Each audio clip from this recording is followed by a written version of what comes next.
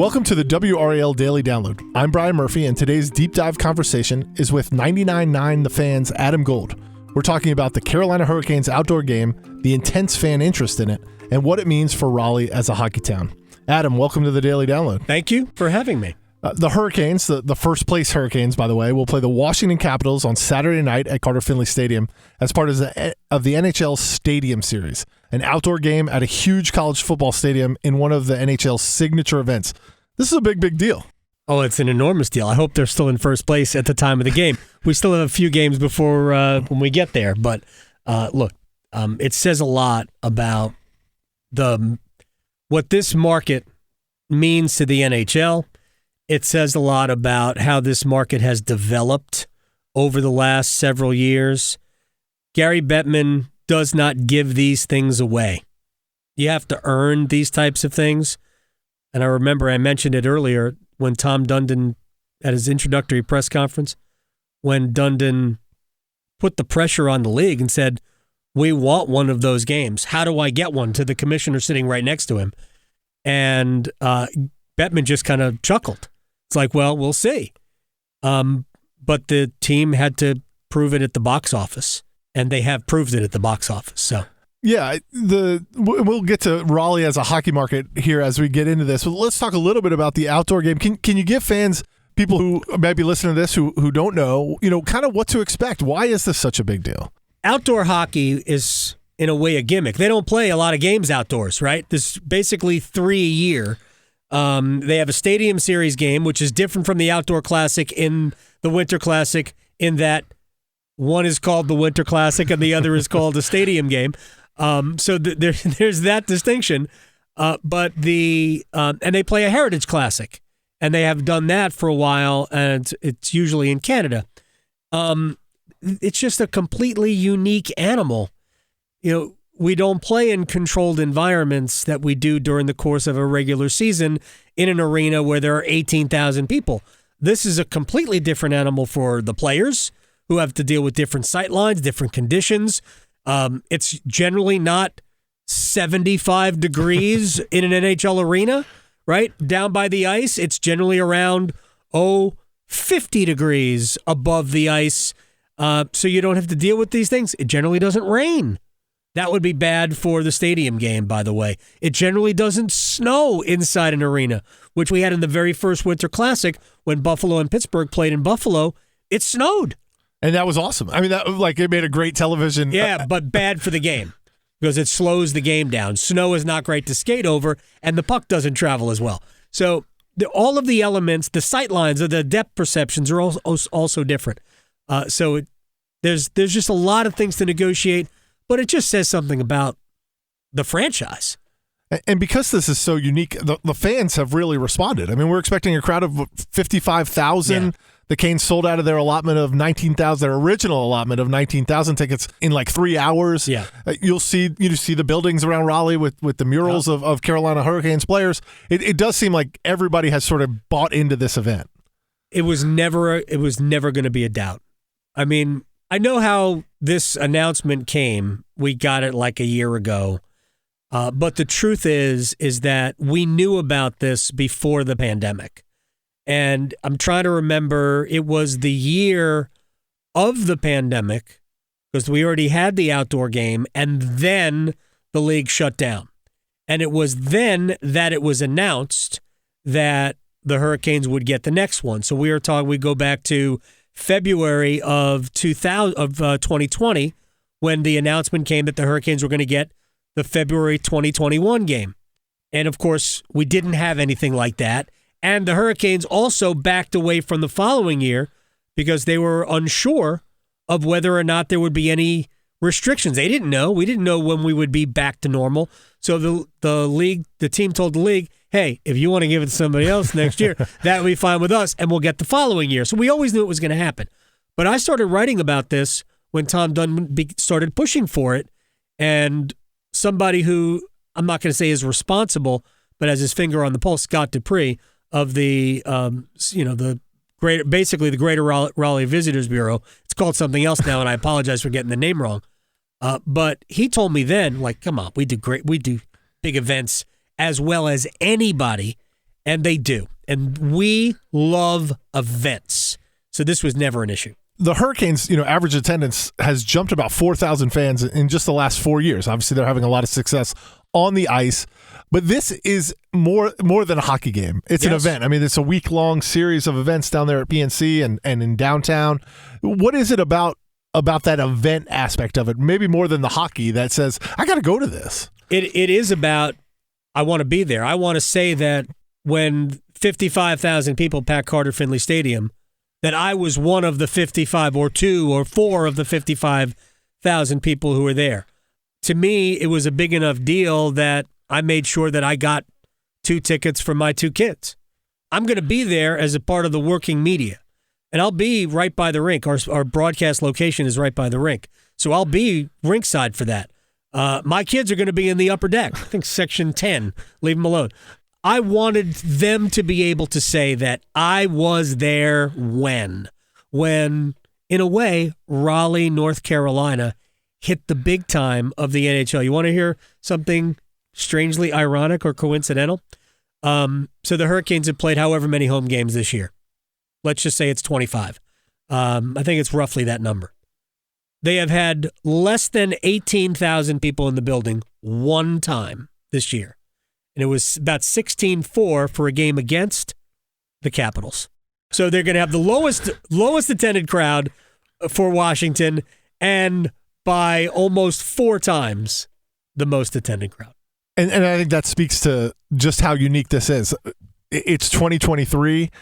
We may be gone by the time that this event comes back to Raleigh. Yeah. I mean, if it's successful, I don't see why it wouldn't come back. But, I mean, I don't know that I'll see it in my professional life. Right. I mean, I don't think we're going to be here. It's not like Pinehurst getting the U.S. Open where we're going to be back here in 4 years or 5 years. It may be a little bit longer, but as long as the team is good, I think it's more likely that you'll see the Hurricanes be the visiting team in one of these situations as opposed to the home team. But, if you win a Stanley Cup, ... And we talk a lot about the Hurricanes, and obviously it's a big deal for them. Also a big deal for NC State. I think they're the 6th college to host this. Others are Michigan, Notre Dame, Air Force, Raleigh, North Carolina. NC State is going to get a lot of attention, during the broadcast and everything like that. You know what's really cool, and I talked to the NHL about this, of all of those arenas, those stadiums that hosted games, of the college football ones, which it lends itself to better sightlines in a stadium that is a college football or a football stadium. So we just had a game at Fenway Park. It's not set up for hockey. I went to an outdoor game at Yankee Stadium during the Super Bowl week of however many years ago. Doesn't lend itself to an outdoor hockey game. It's not set up that way. Carter Finley Stadium is a little bit smaller. So it's not 100,000 seats like the Big House or Notre Dame Stadium. So it's 55. It's going to be a really, really good place to watch the game, which is different for fans. We'll be right back after this break with Adam Gold and talk about what this event demonstrates about Raleigh and its passion for hockey.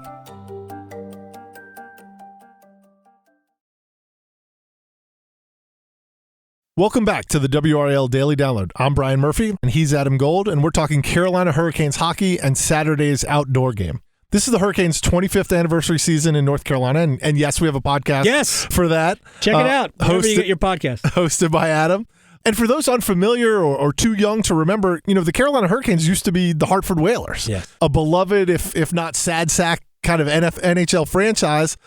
For the 97-98 season, the franchise moved to North Carolina. They played first in Greensboro while the building now known as PNC Arena was being built. And this was during the time of the NHL's big move to the Sun Belt, right? Suddenly there were teams in Nashville and Atlanta and Dallas and Phoenix and Tampa Bay. Mm-hmm. Not exactly places where hockey, immediately springs to mind.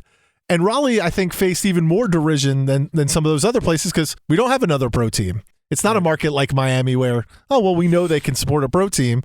Maybe hockey's not as big a deal in Raleigh as it is in some of those other places. You've been covering the franchise for that entire period. Pretty much, yeah. And so you know what it was like back in those days, and you've seen the evolution. The derision comes really from the fact that Florida, Tampa, Nashville were they were expansion franchises. The Hurricanes were not. The Hurricanes were relocated from Hartford. It's not a coincidence that Hartford is pretty close to ESPN. It's just not. And I think a lot of the derision comes from the fact that a lot of the ESPN folk were from the Northeast. A lot of them used to love going over, driving, 40 minutes from Bristol over to Hartford to go check out the hockey game. Like in the podcast, there were a lot of anecdotes about, they would drive over and catch the third period and hang out in the locker room.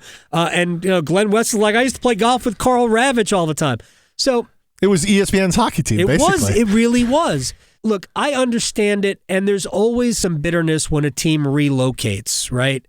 But that was a long time ago, and I think people were still getting used to hockey in the South, so it wasn't always met with their Hurricane success was not always met with the same level of enthusiasm as it was in other places, and their success was also somewhat sporadic. Now, they made the playoffs in 98, lost to the Bruins, made the playoffs again in 2001, lost to the Devils, and then 2002 made it to the Cup Finals, which is kind of a surprise run, obviously, beating Toronto on the way, as well as the New Jersey Devils. 2009, out of nowhere, kind of, a team that got hot late in the season, made the playoffs, and then got to the conference finals, and then nothing, bupkis, until 2019. So it was a franchise that really, if it weren't for 2002, might have left. Right, I know what happened in 2000. Obviously, I skipped over 2006. I was going to say, I think they won a Stanley Cup in the middle of that somewhere. I apologize for that. So, but what I'm talking about really is you called the Whalers a little bit sad sack. The Hurricanes just didn't have enough consistent performance to say that, all right, this team is here for good. And before Tom Dundon took over, there were rumors every year that they were going, that they were leaving. And, I mean, those rumors still persist, by the way, for different reasons. And it has nothing to do with how well hockey is received in this market because, look, more than half of Wake County was not born here. I'm living proof of that. Myself, right? too. Right? So there are a ton of hockey fans here. And when the Rangers aren't in town, those people are all wearing Hurricane sweaters. Or when the Bruins aren't in town, those people are all wearing Hurricane sweaters. But they all live in Cary.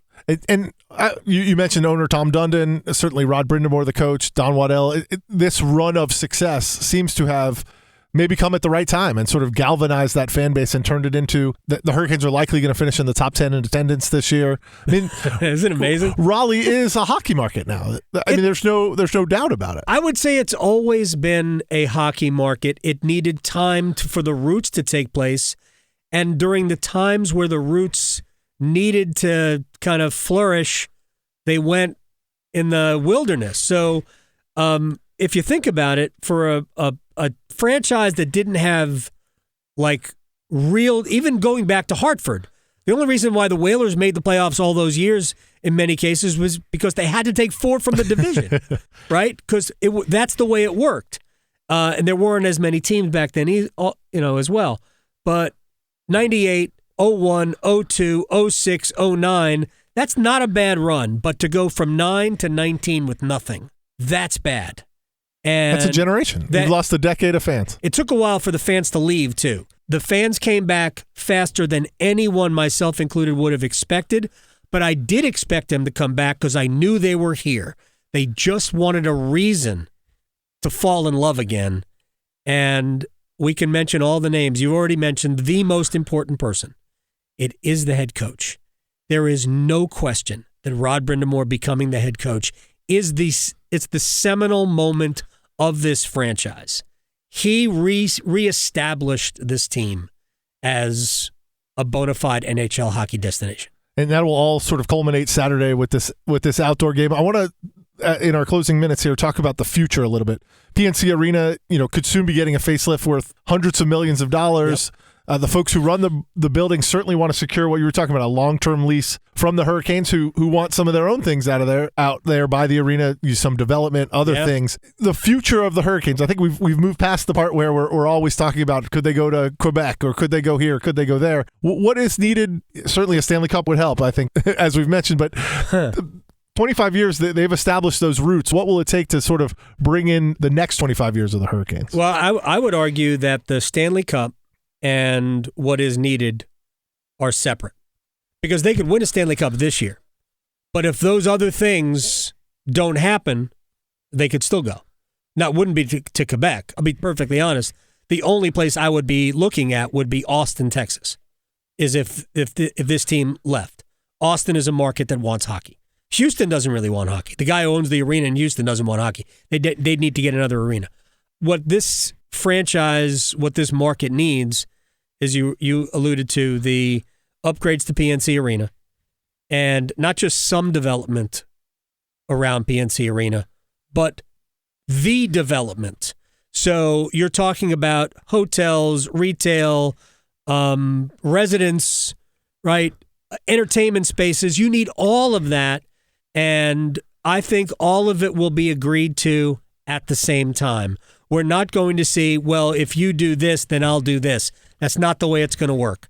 It's going to be, all right, you're going to do this, I'm going to do this, we're going to commit, and the lease will be 25 years. That's the way I believe it will happen when Tom Dundon gets the commitments for arena improvements and to be allowed to develop the land. That's when everything will come together, and the city and the university, NC State, when they are satisfied that all these things are going to happen and the financing is in place, then it'll all happen at the same time. I'm hoping that we'll get some sort of announcement this summer. Yeah, PNC Arena, the Centennial Authority who runs PNC Arena is working feverishly. They've really upped the pace of their work to try to get all this done, and the plans are going to start coming out soon as to what might actually happen. And 55,000 or so people coming to your outdoor game on Saturday is a good enticement, I think, to build up that area. Yeah, oh, man. It's what happens on Saturday. Again, I think Saturday and whatever happens in the playoffs is kind of, it really is a separate issue, sure, but it's such an indication. The symbolism of what we're going to see Saturday night is everything about this place. It's not just a hockey market. It is a hockey market. We are a hockey market where people treat the hockey team like they treat their favorite college team. You love the players. They're adorable. Sebastian Aho can look like the elf on the shelf, and we think that's amazing, right? It's really a great marriage. And again, it's the symbolism of what we're going to see Saturday is about this franchise having roots, and we just need the really wealthy people to kind of bring it all together and understand that it is about the community. I've always said this, and I'm sorry for rambling. Tom Dundon owns the team, but this area owns the team. Tom Dundon is just in charge of it right now. And at some point, Dundon will sell the team because all ownership changes. Right. At some point, Tom will sell the team. But if it is done right now, Dundon will benefit hugely from the increased value of the franchise, and the area will benefit from the increased value of the franchise, but the increased business. All of that stuff, it all works hand in hand. So I can't wait for Saturday night, and I can't wait for what happens many Saturday nights to come. That's Adam Gold. He'll be there on Saturday. His kids will be there, and hopefully you'll be there. Hopefully you're able to score a ticket.